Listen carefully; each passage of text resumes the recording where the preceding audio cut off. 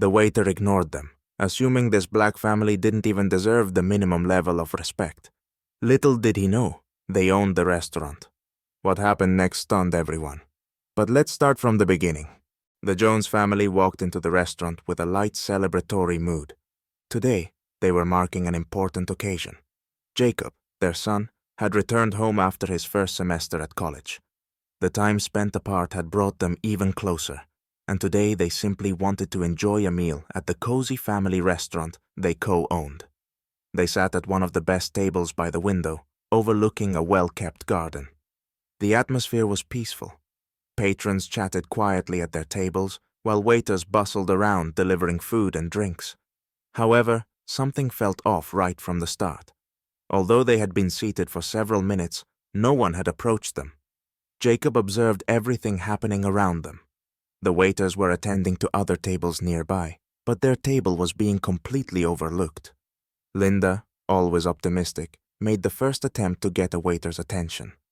She raised her hand and gently called out.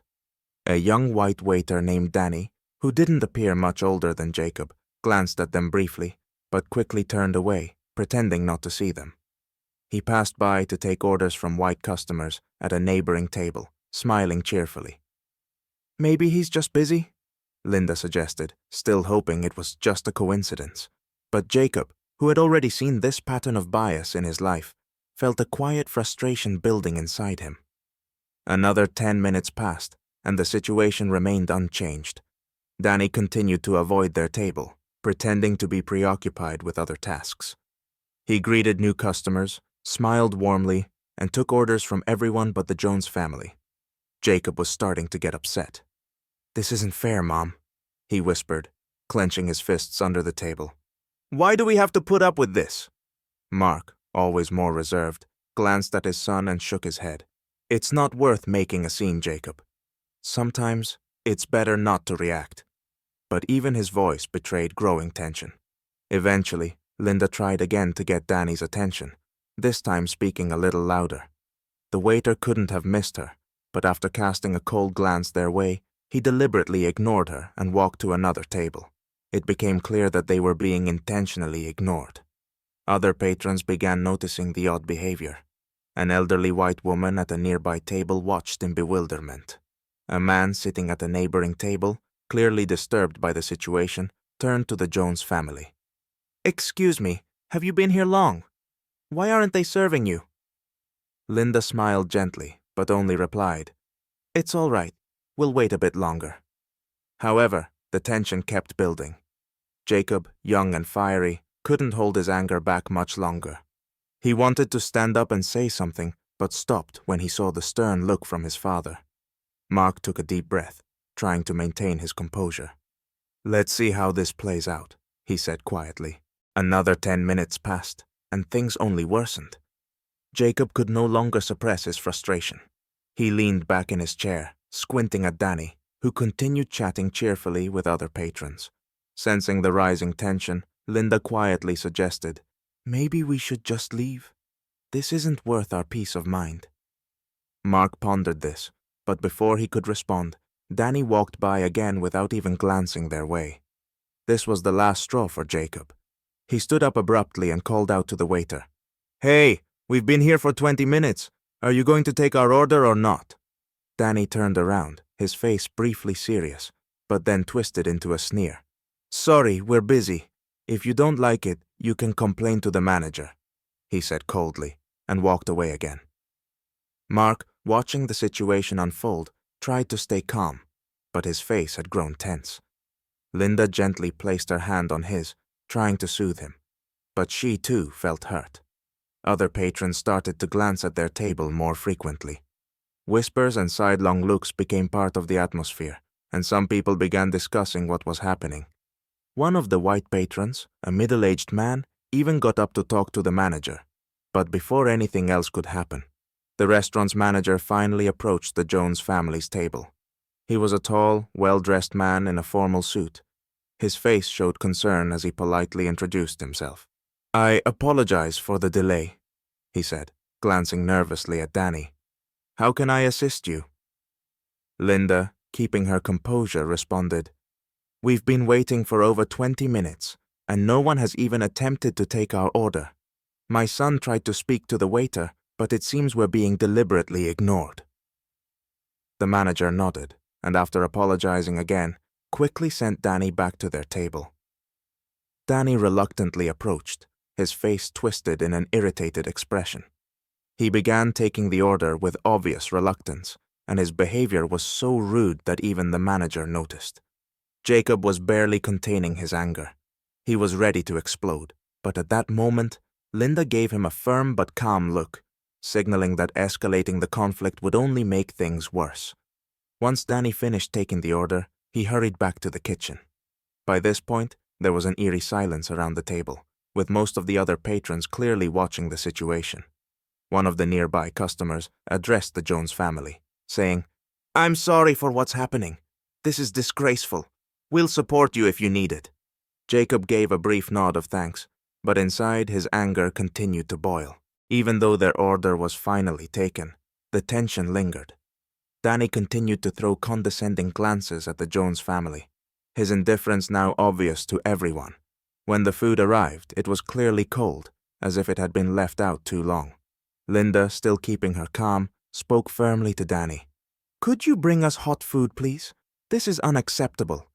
But Dany, with a mocking grin, retorted, "If you don't like it, you can leave." Without waiting for a response, he turned sharply and walked away. Jacob jumped to his feet, unable to tolerate the disrespect any longer. "This is too much," he said angrily, his fists clenched. But Mark placed a hand on his shoulder, urging him to stay calm. "We can't stoop to his level, son." The restaurant was filled with hushed conversations, people whispering to one another, clearly taking note of Dany's behavior. Soon, someone entered the restaurant who would change the course of events. A tall man in an expensive suit stepped in, and immediately the staff began moving faster, trying to impress. This man was Mr. Thompson, the CEO of the hotel chain that owned the restaurant. His presence always created a buzz of activity among the staff, and today was no different. As Thompson made his way through the dining room, offering brief greetings to guests, he noticed the tension surrounding the Jones family's table. Curious, he approached them. "Good afternoon," Thompson said politely. "Is everything all right here?" Linda, gathering her thoughts, briefly explained how they had been ignored and treated rudely by the waiter. Thompson's face darkened, and he quickly called over the manager. "Mr. Jones, it's a pleasure to see you here," Thompson said, recognizing Mark as one of the owners. "I deeply regret that you've experienced such disrespect in your own establishment. We'll resolve this immediately." At this moment, all eyes in the restaurant were on the Jones family. People were whispering, and Dany, realizing the CEO was involved, started to panic. He hadn't known the Jones family owned the place, and now his previous confidence had vanished. Thompson turned to Dany, and in a calm but firm voice, said, "I think it's time you apologize to these guests." Dany's face went pale. He stammered, I didn't know. I was just busy." But his excuse rang hollow. Thompson's frown deepened as he motioned to the manager, who looked equally uneasy. The moment Dany understood that the people he had mistreated were not just ordinary guests, but the owners of the restaurant chain, fear spread across his face like a shadow. When Dany finally realized who he had been dealing with, he froze, his face drained of all color. He stood there, motionless, unsure of what to say. Every word he had spoken, every snide remark, and every act of neglect he had shown the Jones family now loomed over him like a colossal mistake. Realizing he had insulted the very owners of the restaurant where he worked, Dany tried to speak, but his voice trembled. I didn't know," he muttered, avoiding eye contact. But his words meant nothing now. The Jones family stood calmly before him, not seeking loud apologies or justifications. Linda rose from her seat and looked Dany in the eyes, her voice soft but firm. "You might not have known who we are, but that's not the point. The issue isn't that we're the owners, it's how you treated us simply because we're different. You thought you could ignore us because of who we are, as if we didn't deserve your attention." Mark stood beside his wife, his tone serious and unwavering. "It's not about special treatment. We came here as regular customers, expecting the same respect as anyone else. No one should be treated differently because they look different. What you showed wasn't just disrespect to us. It was disrespect to anyone who doesn't fit your narrow view of who deserves service." Jacob, who had been holding back his anger for most of the evening, finally spoke with cool determination. "You ignored us because we're black. You didn't even think twice about it. And now that you know who we are, everything's changed, hasn't it?" A deep silence settled over the restaurant. The other guests had fallen quiet, many watching with a mix of interest and discomfort. Some of those who had earlier noticed Dany's behavior were now fully tuned in, eager to see how the situation would end. Thompson, the CEO, who had been standing by silently up until now, finally stepped closer to Dany. Leaning toward him, he spoke in a low, firm voice.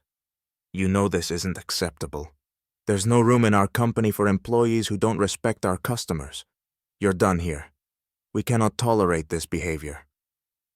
Dany stood there, his body trembling, as the full weight of his actions settled in. He realized that his career in this restaurant was over. Whatever excuses or justifications he might have tried to offer were irrelevant now. He had crossed the line. Without saying another word, he was fired on the spot. Mark turned to the other patrons and addressed them quietly but confidently. "We built this restaurant chain with one goal in mind, to make sure everyone who walks through these doors is treated with respect. We believe that good service begins with basic human decency, regardless of a person's background or the color of their skin. That's the foundation of our business, and we'll stand by it firmly." Several customers began to applaud in support of the Jones family. People were talking amongst themselves, expressing their approval of how justice had been served.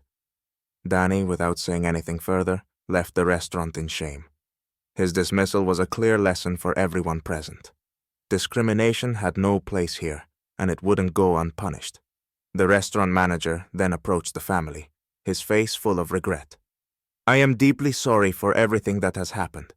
This is unacceptable, and I promise we will do everything we can to ensure this never happens again."